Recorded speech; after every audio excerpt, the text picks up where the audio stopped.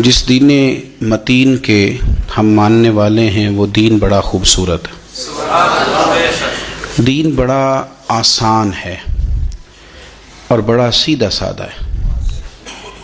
اس کے اندر نہ تکلف ہے، نہ کسی قسم کی کوئی پریشانی ہے، نہ کسی قسم کا کوئی الجھاؤ ہے۔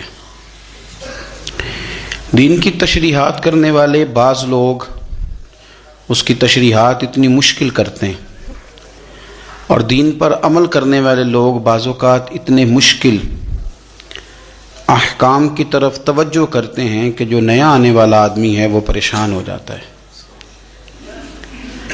کچھ چیزوں کو اتنا مشکل بنا کر پیش کیا جاتا ہے کہ اگر کسی کو بطور مبلغ کے دعوت دین دی جائے تو وہ ڈر جاتا ہے کہ میں اتنا مشکل کام کس طرح کر کے کروں گا۔ میرے نبی کریم صلی اللہ علیہ وسلم کے بارے میں صحیح بخاری شریف میں جو لفظ سیدہ عائشہ صدیقہ رضی اللہ تعالی عنہا سے مروی ہیں،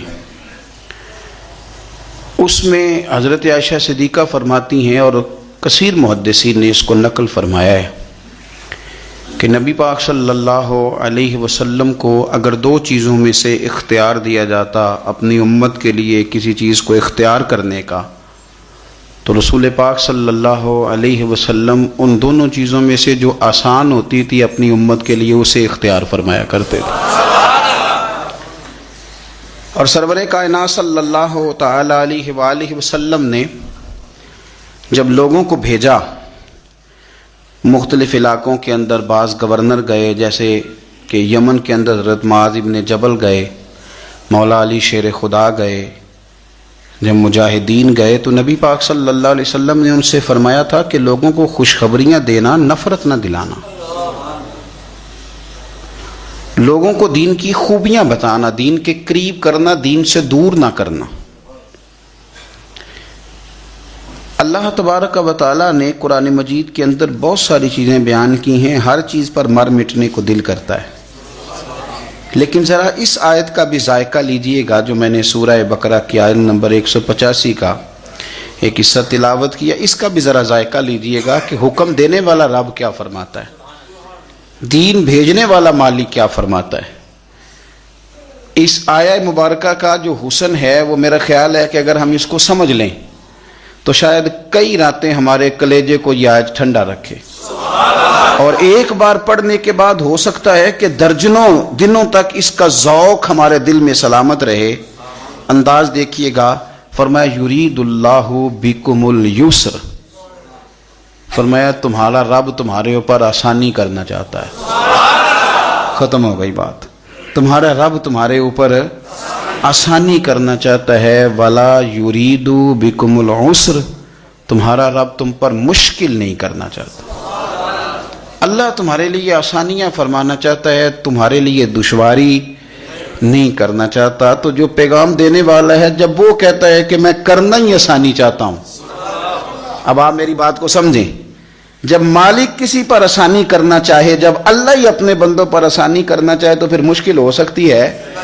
فرمایا میں چاہتا ہوں تم پر آسانی کرنا، تم پر مشکل کرنا نہیں چاہتا۔ دین بڑا آسان ہے، دین بڑا واضح ہے، دین بڑا خوبصورت اور کھلا ہوا ہے اور سیدھا ہے۔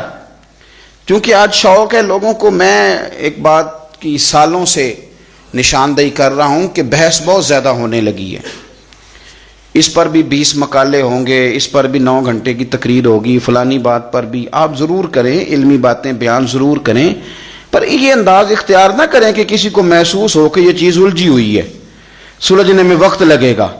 دین بڑا آسان ہے، رسول پاک علیہ السلام نے سارا سلجھا ہوا دین ہمیں عطا فرمایا، اس میں کوئی تشدد نہیں، کوئی جبر نہیں، کسی جگہ کسی شخص کے لیے آزمائش نہیں، بالکل آپ کی طبیعت کے فطرت کے مطابق دین چلتا ہے۔ یہ الگ بات ہے کہ ہم نے فطرتیں ہی اپنی بدلنی شروع کر دی ہیں، مزاج ہی بدلنے شروع کر دی ہیں، ذوق ہی بدلنے شروع کر دی ہیں، ورنہ جو انسان کا اس کی فطرت کا اصل ذائقہ ہے، دین اس ذائقے سے بات کرتا ہے، اس ذائقے کے ساتھ۔ اور آسان دین رسول کریم صلی اللہ علیہ وسلم نے ہمیں دیا، دین آسان ہے، بس آپ سمجھ لیں اس بات، یہ مشکل نہیں ہے. حضور صلی اللہ علیہ وسلم نے ہمیں آسان دین دیا. پرانی امتوں کے اندر جو دین کے معاملات تھے وہ بڑے مشکل تھے. آپ سن لیتے ہیں تقریریں, کبھی غور کیا کریں نا کہ کسی شخص کے وجود کے کسی حصے کو اگر نجاست لگ جاتی تھی تو وہ دھونے سے پاک نہیں ہوتا تھا, اس حصے کو کاٹنا پڑتا تھا. آپ اس دشواری اور تکلیف کو محسوس کریں. کسی کپڑے کو نجاست لگ جاتی تو اسے کاٹنا پڑتا تھا, جلانا پڑتا تھا. مال غنیمت اگر کسی بندے کو مل گیا تو وہ اس کے لیے جائز نہیں تھا, وہ آسمان سے بجلی آ کے اسے جلایا کرتی. اور یہ کتنی مشکل بات ہے. ہم انسان ہیں, غلطی ہو جاتی ہے, نہ چاہتے ہوئے بھی ہو جاتی, عمدن نہیں سہون بھی ہو جاتی ہے. لیکن گناہ ہو جائے اور سویرے دروازے پہ لکھا جائے تو گھر سے نکلنا دشوار نہیں ہو جاتا. آپ اندازہ فرمائیں کتنا مشکل. اگرچہ ہمارے علماء نے تصریحات کر دی ہیں کہ بنی اسرائیل پر یہ جو سخت حکم آئے تھے یہ بطور سزا کے آئے تھے. انہوں نے نافرمانیاں اتنے کی تھی کہ بطور سزا کے حکم آئے. آپ دیکھیں ان کے لیے یہ حکم تھا کہ اگر تم نے کہیں نماز پڑھنی ہے تو اس مخصوص جگہ پہ پڑھو گے جو جگہ نماز کے لیے, عبادت کے لیے مخصوص کر دی گئی ہے. تیرے میرے لیے یہ حکم نہیں ہے. تیری گاڑی میں پانی کی بوتل ہے, مصلی ہے, نماز کا وقت آ گیا, وضو کر, جہاں بھی تو چاہے مصلی بچھا کے نماز پڑھ, رب اسے قبول فرما لے. یہ آسانی کر دی دین نے. لیکن ہمارا یہ حال ہے کہ اتنے آسان دین پر بھی لوگوں کے لیے عمل کرنا مشکل ہے. آپ کسی بندے سے پوچھیں کہ دین تو کہتا بڑا مشکل کام ہے جی. مثلا کیا مشکل ہے؟ وضو کرنا, نماز پڑھنا, عبادت کرنا, کیا مشکل محسوس ہوتا ہے؟ آپ جس کو بھی چھیڑے نا, یعنی سخت سردیوں میں گرم پانی سے وضو کرنے والا بھی کہتا ہے دین بڑا مشکل ہے. یعنی مسجد کے اندر گرم پانی کا انتظام موجود ہے, ہیٹر چل رہے ہیں, ہر آسانی موجود ہے, مشکل صرف سویرے فجر میں آنکھ کھولنا ہے, اس کے علاوہ کوئی شے مشکل نہیں ہے. تو ہم نے بلا وجہ بڑا مشکل ہے جی, آپ کو پتا ہے. پھر دین پہ چلنا مثلا کیا مشکل ہے؟ داڑھی کا وزن ہوتا ہے, یہ رکھیں تو گردن جھک جاتی ہے, کیا مشکل ہے؟ اور چھوٹی رکھنے والے بھی غور کریں کہ بڑی رکھنے سے کوئی مثلا اس میں دقت کیا ہے, یہ سمجھ میں نہیں آتی بات. کون سی چیز ایسی مشکل ہے؟ ایک تو ہے کہ امام صاحب نے امامہ باندھا ہے, یہ تھوڑے سال آپ پیچھے جائیں, ہمارا ہر بزرگ سر کے اوپر صافہ باندھتا تھا. مشکل کیا ہے بھلا اس میں؟ کھلا لباس پہننا مشکل ہے, روزی حلال کی کھانا مشکل ہے. مشکل تو جو ہم نے پیدا کر لی اپنی مرضی سے وہ مشکل ہے, ورنہ دین تو بڑا پیارا ہے جو میرے رسول پاک نے عطا فرمایا. بڑا میٹھا ہے, بڑا خوبصورت ہے, بڑا ذوق والا ہے, بڑا پیار والا ہے. ہم مشکلات پر. امام صاحب کی شکایت آ گئی ہے جی ہم نے مسجد میں نہیں رکھنا. کس وجہ سے جی؟ کہتے ہیں یہ عصر کی پہلی 4 سنتیں نہیں پڑھتا, عشاء کی پہلی 4 سنتیں نہیں پڑھتا. تو بھئی اگر یہ ضروری ہوتی تو اللہ اسے فرض قرار دیتا. جس کو رب نے فرض نہیں قرار دیا تو کیوں فرض قرار دے رہا ہے؟ مفت میں تو فرض قرار دے رہا ہے. یہ رویہ ہمارا ائمہ مساجد کے ساتھ بھی ہے, پیر صاحب کے ساتھ بھی, اور گھر کے بوڑھوں کے ساتھ بھی یہ رویہ ہے. یہ بندہ بوڑھا ہے, اب بالکل یہ روٹی نہ مانگے, نیا کپڑا نہ مانگے, گھر کے کونے میں رہے. یہ کوئی ایسی بات نہ, کیونکہ یہ غلطی ہے اس کی کہ بوڑھا ہو گیا ہے. نہیں, مجھے ایک صاحب نے کہا کہ میرے دادا جی نے بھی ٹچ موبائل رکھا ہوا ہے. میں نے کہا یار عجیب بات ہے نا, جو چیز تیرے لیے جائز ہے وہ تیرے دادے کے لیے جائز ہے, کیسی عجیب بات ہے. مجھے امید ہے تیرے دادا جی مصطفیٰ کریم کی نعت ہی سنتے ہوں گے, وہ کسی عالم کی بات ہی سنتے ہوں گے. مجھے امید ہے وہ اللہ کا ذکر ہی. آپ کیا بات کرتے؟ ہم جان بوجھ کر وہ مشکلات کیوں پیدا کر رہے ہیں جو رب رسول نے پیدا نہیں کی؟ قصداً ان چیزوں کی طرف توجہ کیوں کرتے ہیں؟ دیکھو عبادت بڑی اچھی بات ہے نا. پیر صاحب بھی وہ والے آج کل لوگوں کو چاہیے ہوتے ہیں جن کو جا کے زبردستی مصلی سے اتارا جائے. وہ والے پیر صاحب لوگوں کو درکار ہو, کہتے ہیں ہر وقت. اور میں نے دیکھے ہیں کچھ لوگ اس طرح کے ہیں, بڑی پگڑی باندھو, اس کے اوپر ایک چادر بھی لو اور کسی کونے میں بیٹھ جاؤ, اور جب کوئی ملنے آئے تو تسبیح بھی پکڑ لو, تو اس سے ذرا پیری مریدی صحیح چمکتی ہے کہ کیا بات ہے. لیکن دین اس کی سپورٹ نہیں کرتا.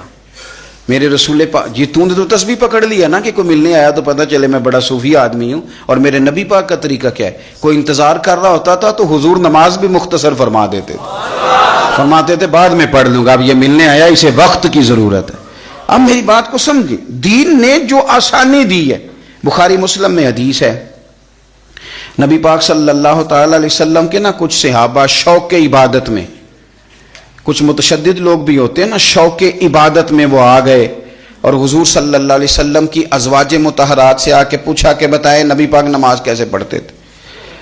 اب وہ اس شوق میں آئے تھے کہ ہمیں پتہ چلے گا کہ حضور ساری رات مصلی پہ رہتے ہیں، اگرچہ بعض احادیث میں یہ ملتا ہے لیکن وہ کبھی کبھار ہوتا تھا۔ ان کا خیال تھا کہ ہمیں ملنا چاہیے، حضور ساری رات نماز پڑھتے تھے تو ہم بھی ساری رات پڑھیں۔ ایک ذہن بنا لیا جاتا ہے نا، اور بعض لوگ سمجھتے ہیں کہ میں نے تھوڑا سا نا 2 قدم بڑھ کے زیادہ نیک بننا ہے۔ آ کے پوچھا، یہ سیاستہ میں حدیث ہے کہ حضور کتنی نماز پڑھتے تھے، تو مومنوں کی ماؤں نے کہا کہ نبی پاک عشاء پڑھ کے آتے تھے، آرام کرتے تھے، تہجد کے وقت اٹھ کے نفل پڑھتے تھے۔ اب بھی یہ بات سننے کے بعد بھی انہوں نے مشورہ اور کرنا شروع کر دیا۔ پہلے گئے کہ معلومات کرتے ہیں، جس طرح حضور نماز پڑھتے تھے ہم بھی اسی طرح پڑھیں گے۔ اب جب جواب ان کی مرضی کا نہ آیا، اب انہوں نے کیا کہا، کہنے لگے جناب حضور کے صدقے تو اللہ نے اگلے پچھلوں کے گناہ معاف کر دیے، وہ تو پیغمبر ہے، رسول ہے، معصوم ہے، ہم تو گناہ گار ہیں، حضور تو تھوڑی بھی پڑھیں تو ٹھیک ہے، ہمیں زیادہ پڑھنی چاہیے۔ ایک کہنے لگے میں ساری رات نفل پڑھوں گا، دوسرے کہنے لگے میں تو ہر روز روزہ رکھا کروں گا، تیسرے نے کہا کہ میں شادی نہیں کروں گا، اکیلا ہی رہوں گا، عبادت ریاضت میں رہوں گا۔ اللہ کے رسول صلی اللہ علیہ وسلم نے بات سن لی، اور حضور نے بات سن کے بڑے ٹھنڈے اور بڑے میٹھے انداز میں فرمایا، میں تم سب سے زیادہ رب کو جانتا ہوں اور میں تم سب سے بڑھ کر اپنے رب سے ڈرتا ہوں۔ فرمایا میں عبادت بھی کرتا ہوں، آرام بھی کرتا ہوں، میں نکاح بھی کرتا ہوں اور عبادت بھی کرتا ہوں، میں اللہ کی بارگاہ میں بھی حاضر ہوتا ہوں اور حقوق العباد بھی ادا کرتا ہوں۔ فرمایا یہی میری سنت ہے، اس کو اپناؤ گے تو میرے طریقے پہ چلو گے، اور جس نے میرا طریقہ چھوڑ دیا اس کا میرے ساتھ کوئی تعلق نہیں ہے۔ عبادت میں شدت کرنے سے حضور نے منع فرمایا۔ میرے بھائی نبی پاک صلی اللہ علیہ وسلم نے ہمیں آسان دین عطا فرمایا ہے، مشکل نہیں، آسان دین۔ حضرت عبداللہ ابن عمر رضی اللہ تعالیٰ عنہ بڑے نیک آدمی، حضور نے خود کہا بڑے نیک آدمی، انہوں نے ایک دفعہ فیصلہ کیا کہ میں نے روز روزہ رکھنا ہے، ہر روز روزہ۔ آپ تھوڑا سا اس کو سمجھیں کہ اگر بابا جی روز روزہ رکھیں گے تو انہوں نے تو نفل روزہ رکھنا ہے، لیکن جس ان کی بہو نے بیچاری نے رات اٹھ کے بچوں کو دودھ بھی پلانا ہے، ایک دفعہ وہ سحری میں اٹھے گی ان کے اللہ خیر کرے روزے کے لیے، پھر اٹھے گی بچوں کو ناشتہ بنانے کے لیے۔ بابا جی چاہے فجر پڑھ کے 11 بجے تک سوئیں، مشکل ہوتی ہے کہ نہیں ہوتی؟ تو حضرت عبداللہ ابن عمر رضی اللہ تعالیٰ عنہ نے ارادہ کیا روز روزہ رکھوں گا، اور وہ رکھنے لگے۔ یعنی روزہ رکھنے کی بھی کوئی شکایت ہوتی ہے، لیکن ان کے گھر والوں نے شکایت بھیجی کہ حضور روز روزہ رکھتا ہے۔ حضور نے بلایا اور میرے نبی پاک صلی اللہ تعالی علیہ وسلم فرمانے لگے تمہیں پتہ ہے ایک نیکی پر اللہ 10 کا اجر دیتا ہے؟ یا رسول اللہ دیتا ہے۔ فرمایا تو مہینے میں نہ 3 روزے رکھا کر، ایک روزے پر اللہ 10 روزوں کا ثواب دے گا، تو 3 رکھنا پورے مہینے کا ثواب مل جائے۔ حضور صلی اللہ تعالی علیہ وسلم نے فرمایا کہ 3 روزے رکھ لیا کر، اللہ 30 کا ثواب دے گا۔ حضرت عبداللہ ابن عمر بعد میں پچھتایا کرتے تھے، فرماتے تھے مجھے اس پر اکتفا کرنا چاہیے تھا، لیکن میں نے عرض کیا اور ادب سے عرض کیا، میں نے کہا یا رسول اللہ میں اس سے زیادہ بھی طاقت رکھتا ہوں۔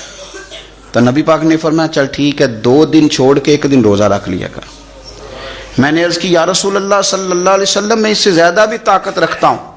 تو رسول کریم صلی اللہ علیہ وسلم نے فرمایا پھر حضرت داؤد علیہ السلام کے طریقے پہ عمل کر، 1 دن روزہ رکھ لے، 1 دن افطار کر لے۔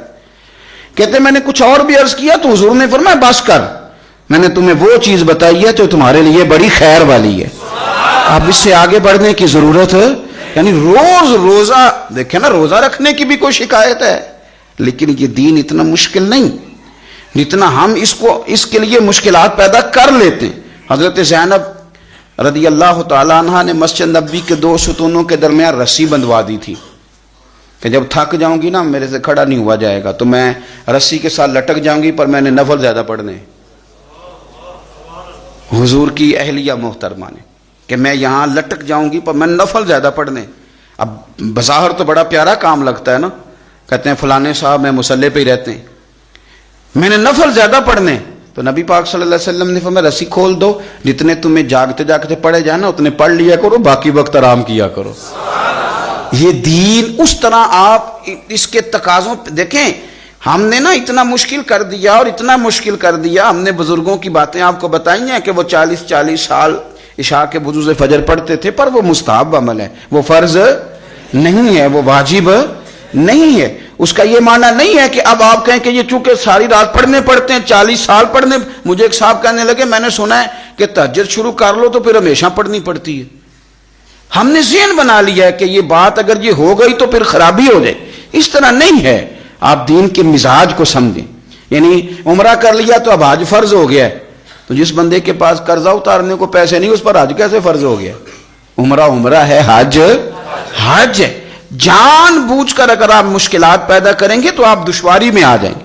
دیکھو نماز بھی پڑھیں تو کچھ دیر پڑھیں، کچھ دیر آرام کریں، اور روزہ بھی رکھیں تو ایک دن رکھیں اور ایک دن آرام کریں. پھر میرے رسول پاک صلی اللہ علیہ وسلم نے آئمہ مساجد کو حکم دیا، فرمایا جب لوگوں کو نماز پڑھاؤ تو مختصر پڑھاؤ، اور جب تم نے خود پڑھنی ہو تو جتنی مرضی لمبی پڑھو. خود پڑھنی ہو تو حضرت معاذ بن جبل رضی اللہ تعالیٰ عنہ حضور سید عالم صلی اللہ علیہ وسلم کے ساتھ وہ کھڑے ہوئے نفل کی نماز میں، تو دیکھا کہ سرکار نے پہلی رکعت کے اندر سورہ بقرہ کی تلاوت کی. اب وہ ایک مسجد کے امام تھے، وہاں جا کے انہوں نے بھی پہلی رکعت میں سورۃ بقرہ پڑھنی شروع کر دی، یعنی 2.25 سپارے وہ بھی ایک رکعت میں. ایک آدمی مزدور آدمی تھا پیچھے، وہ بیچارہ تھک گیا، اور جب کچھ دیر تو وہ کھڑا رہا پھر وہ تھک گیا. اس نے نماز توڑی، ایک کونے میں جا کے اپنی نماز پڑھی، بیٹھ گیا. اب جب نماز مکمل ہوئی تو ہر آدمی اسے برا بھلا کہنے لگا، تجھ سے قرآن نہیں سنا جاتا. بہت سارے لوگ ہیں نا جی بلا وجہ کا جبر کرتے ہیں، جان بوجھ کے مستحبات پہ زور دیتے ہیں. میں نے ایک ایسے صاحب کو بھی دیکھا جو کہنے لگے جی فلانا عالم بعمل ہی نہیں. وجہ کیا اس کی؟ کہتے ہیں امامہ نہیں باندھتا. کیا بات کرتے ہیں آپ نے سارے عمل کا نام پگڑی باندھنا رکھ دیا ہے. اس طرح کا کام نہ کریں آپ. اگر وہ بندہ متقی پرہیزگار ہے، وہ اللہ کے حرام کردہ چیزوں سے بچتا ہے، رب سے ڈرتا ہے، تو ایک امامے کے تو معاملات اور طرح کے بھی ہو سکتے ہیں. مجھے الرجی ہو گئی ہے بڑے عرصے سے، میں دیر تک امامہ نہیں باندھ سکتا، میرے لیے مشکل ہے. تو اب یہ کہ آپ کوئی فتویٰ دیں گے کسی شخص پر، اب اپنی مرضی کا تو نہ مذہب بنائیں. مذہب اسلام آسان ہے. دین اسلام نے سر پہ امامہ باندھنا فرض قرار نہیں دیا، اس کو سنت رکھا. تو جب دین نے سنت رکھا ہے تو صاحب آپ کیوں اسے فرض کہہ رہے ہیں؟ نبی پاک صلی اللہ تعالی علیہ وآلہ وسلم کے صحابی حضرت معاذ ابن جبل کے پیچھے وہ نماز پڑھنے والے بندے نے کیا کیا؟ اس نے نماز توڑ دیا، اپنی پڑھ لی، لوگ برا بھلا کہنے لگے. اب وہ شخص اکیلا تھا، پریشان ہو گیا. اب اس کے اندر تو کچھ اور تھا نہیں، تھکا ہوا تھا. اس نے کہا یار تم نے مجھے بہت تکلیف دی، میں اب حضور کی بارگاہ میں جاؤں گا. جا کے عرض کی یا رسول اللہ صلی اللہ علیہ وسلم میں اونٹ چرانے والا آدمی ہوں، میں تھک جاتا ہوں، تکلیف میں ہوں. معاذ ابن جبل ہمیں نماز پڑھاتے ہیں، اور بڑے پیارے صحابی حضرت معاذ ابن جبل، لیکن فرماتے ہیں حضور اتنی لمبی نماز پڑھائی کہ میں تھک گیا، اور پھر میں نے اپنی نماز پڑھی اور نماز پڑھ کے حضور میں بیٹھ گیا، لوگ مجھے برا بھلا کہہ رہے ہیں. حضرت ابو مسعود انصاری رضی اللہ تعالیٰ عنہ فرماتے ہیں میں بھی اس جماعت میں شریک تھا، میں نے حضور کو اتنے غصے میں کبھی نہیں دیکھا. فرمایا بلاؤ نا معاذ ابن جبل کو. حضرت معاذ ابن جبل آئے تو حضور فرمان، یہ لفظ ہیں حدیث کے، حضور فرمانے لگے کس نے اجازت دی اتنی لمبی نماز پڑھانے؟ کس نے تمہیں اجازت دی؟ فرمایا میں لوگوں کو دین کے قریب کرتا ہوں، تو دور کرتا ہے.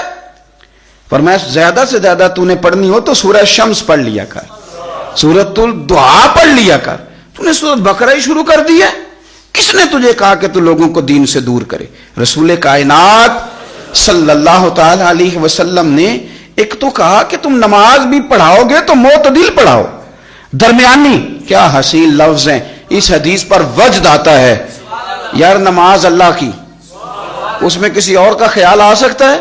پر پڑھو نا حدیث، مزہ آ جاتا ہے. حضور فرماتے ہیں میرا دل کرتا ہے میں نماز لمبی پڑھاؤں، پھر پیچھے سے کوئی بچہ رو پڑتا ہے تو میرا دل کرتا ہے اس کی ماں پریشان ہوگی، میں نماز مختصر کر دیتا ہوں. حضور نماز اللہ کی، خیال بندوں کا. تو رسول پاک صلی اللہ علیہ وسلم نماز مختصر پڑھتے ہیں لوگوں کو تکلیف نہ ہو. لیکن یہاں کچھ لوگ ضرورت سے زیادہ، وہ جی ہمارے شیخ تو ساری رات نفل پڑھتے ہیں. تو بھائی پڑھتے ہوں گے آپ کے شیخ، کس نے منع کیا؟ مجھے ایک صاحب کہنے لگے ہمارے حضرت ساری رات نفل پڑھتے ہیں. میں نے کہا ان کو کام بھی تو نفلوں کا ہے نا. نہ انہوں نے کوئی حدیث پاک پڑھنی، نہ اس کی شرح پڑھنی، نہ انہوں نے کسی تفسیر کو ہاتھ لگانا. حضرت جی ویلے ہیں، یہاں صبح 9 بجے سے زور تک تویز لکھنے ہیں، یہاں رات کو انہوں نے، وہ بھی آپ کا خیال ہے انہوں نے بتایا ہوگا، ویسے جو رات کو اکیلے میں نفل پڑھے نا، اب اس نے کوئی لائیو تو چلانے نہیں کہ آپ کو پتہ چل گیا نفل پڑھ رہا ہے. اگر وہ پڑھتا ہے تو اس کا اور اس کے اللہ کا یہ معاملہ ہے. اس میں اس طرح کا اس کا ابلاغ کرنے کا کوئی معنی. ہمارا یہ مزاج بن گیا کہ ضرورت سے زیادہ ایسی چیزوں کو ہم توجہ ان چیزوں پر دیتے ہیں جس کی شریعت ہمیں اجازت. نبی پاک صلی اللہ تعالی علیہ وآلہ وسلم نے کیا فرمایا؟ حضور نے فرمایا دسترخوان پہ کھانا چنا ہو اور تمہیں بھوک لگی ہو، یعنی یہ مسئلہ روٹی کا ہے. وہ پنجابی میں کہتے ہیں کہ جے پیٹ نہ پئیاں روٹیاں تو پھر ساریاں گلاں جھوٹیاں. بھائی کھانا ہی نہیں آپ نے کھلایا. وہ اقبال کے سامنے بھی ایک آدمی کو بڑی بھوک لگی ہوئی تھی تو ایک مولانا تقریر سنائے جا رہے تھے. سنی بڑے اچھے لوگ ہیں، محفل بھی کراتے ہیں، لنگر بھی کھلاتے ہیں. یہ بڑا حسین معاملہ ہے. لوگ مذاق تو اڑاتے ہیں پر اس کا حسن کبھی آپ ملاحظہ کریں. اقبال کے سامنے تقریر کیے جا رہا ہے مولانا صاحب، اور بندے کو بھوک لگی، وہ بڑا پریشان ہے کہ اب یہ چھوڑے تو روٹی بھی کھاؤں میں.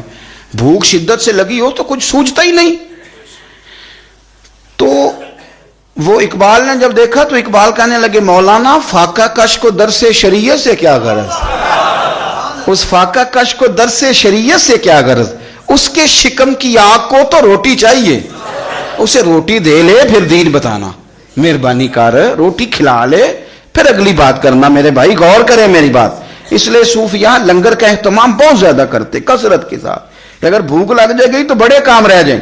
سیاستہ کی روایت عرض کر رہا ہوں، حضور فرماتے ہیں روٹی لگی ہے، ادھر عشاء کی جماعت کھڑی ہو گئی. شارحین نے لکھا ہے شرط یہ ہے کہ بھوک شدید لگی ہو، شدید بھوک ہو، ہلکی بھوک پر یہ حکم نہیں، شدید بھوک لگی ہو. کھانا لگ گیا، ادھر جماعت تیار ہو گئی تو مدینے والے رسول فرماتے ہیں تو پہلے روٹی کھا لے پھر نماز میں شامل ہو جائے. اتنا سوکھا دین، اتنا آسان دین، اتنا مزیدار دین. اور یار اس سے تو پیارا دین کہاں سے لائے گا جو تیری بھوک کا بھی خیال رکھتا ہے، جو تیری بھوک تک کا خیال رکھتا ہے، تیری بھوک تک کا کہ اس نے روٹی کھانی ہے. پھر تجھے اگلی بات بتا، اتنا پیارا دین بھی کہیں سے ملے گا؟ میرے رسول کریم صلی اللہ علیہ وسلم نے درجہ بدرجہ ہمیں. یہ نماز تراویح کا معاملہ ہے نا جی، تو حضور نے ایک دن نماز تراویح پڑھائی تو بہت سارے لوگ آ گئے. اگلے دن دوسرے دن تراویح کے لیے حضور باہر آئے، جماعت کرائی تو اور زیادہ لوگ آ گئے. تیسرے دن جماعت کرائی تو چوتھے دن مسجد بھر گئی. حضور باہر ہی نہیں آئے جماعت کرانے کے لیے. لوگ انتظار کرتے رہے، حضور نہیں آئے. اگلے دن حضور فجر میں تشریف لائے تو فرمایا مجھے پتا تھا تم میرا انتظار کر اور تم بہت سارے آئے ہو، مجھے پتا تھا. بے خبر ہو جو غلاموں سے وہ آقا کیا ہے، مجھے پتا تھا تم آئے ہو. فرمایا میں آیا اس لیے نہیں کہ کہیں یہ 20 رکھتے تم پر فرض نہ کر دی جائیں، تم مشکل میں آ جاؤ گے، مشکل ہو جائے گی تمہارے لیے. اب تراویح سنت ہے، یعنی کسی وجہ سے رہ بھی جائے تو وہ والا جرمانہ نہیں جو فرض رہنے کا جرمانہ ہے. تو اگر وہ فرض ہو جاتی، میرے رسول پاک علیہ الصلوۃ والسلام نے ہمیں باتیں، یہ عدم تشدد. آپ یقین کریں کچھ لوگ نا ادب سکھا رہے ہوتے ہیں تو لگتا ہے یہ گولی بھی مار دیں گے ساتھ. اوے تجھے پتہ نہیں کہاں کھڑا ہے تو؟ او بھائی ٹھہر جا یار، تو کیا بندوق کے زور پہ بات کرے گا؟ یہ میرے ساتھ تو خیر لوگوں کا پیار بڑا زیادہ ہے، پھر بھی کچھ لوگ ٹائم لینے آتے ہیں تو حکم کرتے ہیں، کہتے جی کوئی ٹائم دے دے، محفل یہ تسا نہ ٹائم تھا محفل ہی نہیں کرانی. اور میں نے کہا میں جب پیدا نہیں ہوا تھا تب محفلیں نہیں ہوتی تھی، مرنے کے بعد نہیں ہوں گی. آپ گن پوائنٹ پہ کیوں اس طرح کی باتیں کرتے؟ گن پوائنٹ پہ ایسی بلیک میلنگ کہ بندہ مجبور ہو جائے. سرور کائنات صلی اللہ علیہ وسلم نے عدم تشدد کی بات کی. یہ حدیث بخاری میں موجود ہے، لیکن اس کا پہلا حصہ ابو داؤد شریف میں. ایک بدو آدمی دیہاتی مسجد میں آیا، کیونکہ عرب میں مسجدیں تھی ہی نہیں. اب تو اللہ کے فضل سے ہر آدمی کو مسجد کے آداب کا پتہ ہے. عرب شریف میں مسجدیں کوئی نہیں تھی، نئی بنی ہیں، لوگوں کو آداب بھی نہیں آتے. وہ پہلے تو آیا تو ایک کونے میں 2 نفل پڑھے، اور نفل پڑھنے کے بعد دعا بڑی انوکھی مانگی. کہنے لگا اے اللہ ایک میرے اوپر رحم فرما اور ایک اپنے نبی پاک صلی اللہ علیہ وسلم پہ رحم فرما، اور کسی پہ نہ کرنا معاذل. تو حضور مسکرائے، حضور فرمانے لگے رب کی اتنی وسیع رحمت تھی اور تو نے محدود کر دیا اسے، بس 2 پہ رحم فرما اور نہ کسی پہ فرما. اگرچہ شارحین کہتے ہیں یہ بھی اس کا پیار تھا کہ یا اللہ میرے اور نبی پاک کے بیچ کسی اور کو شامل نہ کرنا. یہ بھی پیار تھا. لیکن حضور نے فرمایا اللہ کی رحمت وسیع ایسے محدود نہ کر. ایک کونے میں نماز پڑھی, دوسرے کونے میں جا کے پیشاب کرنے لگ گیا. صحابہ دوڑے کہ اسے پکڑتے ہیں اور مارتے ہیں, اس کی تھوڑی مرمت کر, کو پتہ نہیں مسجد ہے. نبی پاک صلی اللہ علیہ وسلم نے فرمایا ٹھہر جاؤ, اسے پیشاب کر لینے دو. آپ کو بتاؤں اس حدیث پر بڑی بڑی یونیورسٹیوں میں ریسرچ ہوئی. اتنا بڑا فیصلہ,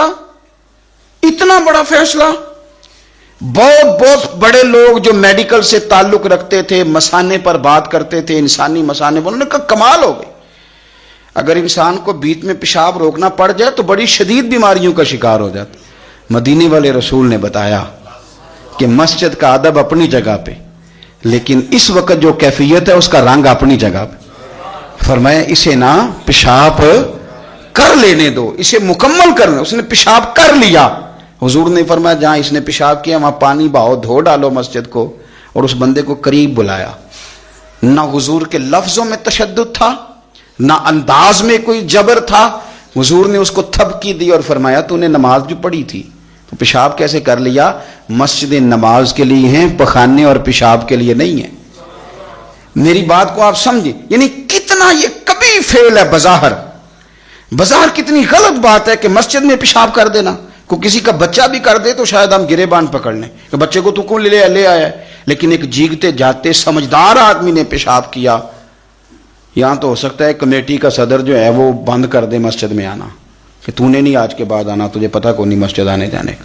بھائی جو ٹھنڈا اور میٹھا دین میرے رسول پاک نے عطا فرمایا, اس کی قدر کرو, اس کو سمجھو, اس کی خوبصورتی پر غور کرو. ایک حدیث پڑھنے لگا ہوں میں سیاستہ سے.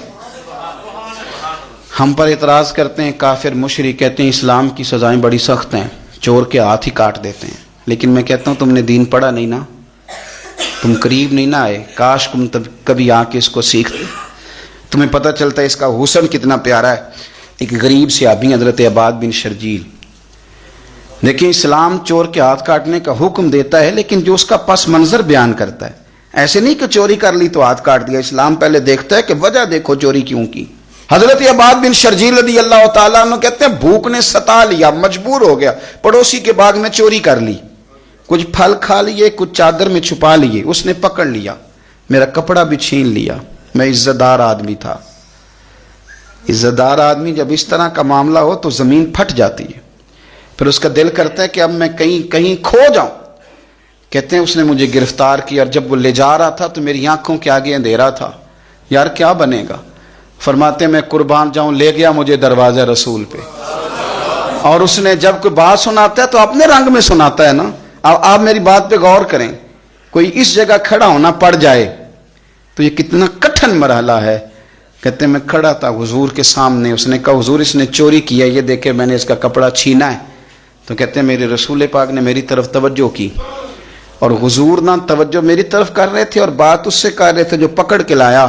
حضور فرمانے لگے مجھے پتہ ہے یہ غریب ہے, یہ تنگ دست ہے, یہ مقروض ہے, یہ پریشان ہے. فرمایا بجائے مجھ سے کچھ کہنے کے حضور میرے اس ہمسائے سے کہنے لگے جب یہ بھوکا تھا تم نے کھانا کیوں نہیں کھلایا, جب یہ ننگا تھا تم نے کپڑا کیوں نہیں پہنایا. کیا انداز ہے بات کرنے کا. فاضل بریلوی فرماتے ہیں چور حاکم سے چھپا کرتے ہیں یا اس کے سوا, تیرے دامن میں چھپے چور انوکھا تیرا. اور ایک پنجابی کا شاعر کہتا ہے میں قابل رحم سوالیاں, للہ میری امداد کرو, میں پتلا جرم خطا دا ہاں, تیرا چوراں پر سینہ زور نہیں. نبی پاک صلی اللہ علیہ وسلم فرمانے لگے اب چور کی سزا کا اعلان ہونے لگا. جہاں مجرم کو ملتی ہیں جزائیں بھی عطائیں بھی, مدینے میں جو لگتی ہے عدالت ہو تو ایسی ہو. حضور نے سزا کا اعلان کیا. فرمایا تو پکڑ کے لے نہیں سے؟ حضور ہاں. فرمایا اس کا کپڑا بھی واپس کر.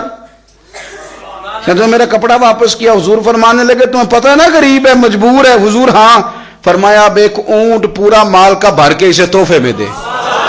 جہاں مجرم کو ملتی ہیں جزائیں بھی عطائیں بھی, مدینے میں جو لگتی ہے عدالت ہو تو ایسی ہو. آسان دین, پیارا دین, درد والا دین, تیری ہر مجبوری کو سمجھنے والا دین, تیری ہر کمزوری کو پر غور کرنے والا دین, تیرے ہر دکھ پر مرہم رکھنے والا دین. او یارو کہیں اور سکون نہیں ملے گا۔ وہ دیکھو مرد کلندر اقبال لاہور میں بیٹھ کے مدینے کی طرف منہ کر کے کہتے ہیں نہ کہیں جہاں میں امان ملی، جو امان ملی تو کہاں ملی میرے جرم خانہ خراب کو۔ لفظ دیکھیں کتنے عجیب ہے، میرے جرم حضور خانہ ہی خراب ہو گیا میرا، میرے جرم نہ جہاں میں کہیں بھی امان ملی، جو امان ملی تو کہاں ملی میرے جرم خانہ خراب کو تیرے عفو بندہ نواز میں، میرے جرم خانہ خراب کو تیرے عفو بندہ نواز میں۔ حضور جو میرا خانہ خراب ہو گیا یہ کہیں اور بچ نہیں سکتا، یہ آپ ہی بندہ نوازی کریں گے تو کرم ہوگا۔ میرے جرم خانہ خراب کو تیرے عفو بندہ نواز میں۔ اور فاضل بریلوی فرماتے ہیں میں مجرم ہوا کا مجھے ساتھ لے لو، میں مجرم ہوا کا مجھے ساتھ لے لو کہ رستے میں ہیں جا بجا تھانے والے۔ حضور بڑے بڑے ایس ایچ او بڑے بڑے تھانے والے بیٹھے ہیں، پکڑ لیں گے کیونکہ مجرم جو ہوا، بچیں گے کیسے؟ سونے تو ساتھ لے لینا، ہمیں ڈر آتا ہے۔ میں مجرم ہوا کا مجھے ساتھ لے لو کہ رستے میں ہیں جا بجا۔ دین بڑا آسان ہے، آپ کوئی بھی اور طریقہ اپنائیں گے تو مشکل میں آ جائیں گے۔ کوئی بھی دنیا داری کا، برادری کا، قبیلے کا کوئی بھی اور طریقہ اپناؤ گے الجھ جاؤ گے۔ بچنا ہے، ٹھنڈا رہنا ہے، میٹھا رہنا ہے، زندگی کو آسان کرنا ہے، مرنے کو آسان کرنا ہے، آخرت کو آسان کرنا ہے، تو میرے نبی نے جو آسان دین دیا اس دین پر عمل کرنا شروع کر۔ آسان دین حضور نے ہمیں عطا کیا، اللہ تعالیٰ توفیق عمل عطا فرمائے۔ آخر دعوانا ان الحمدللہ۔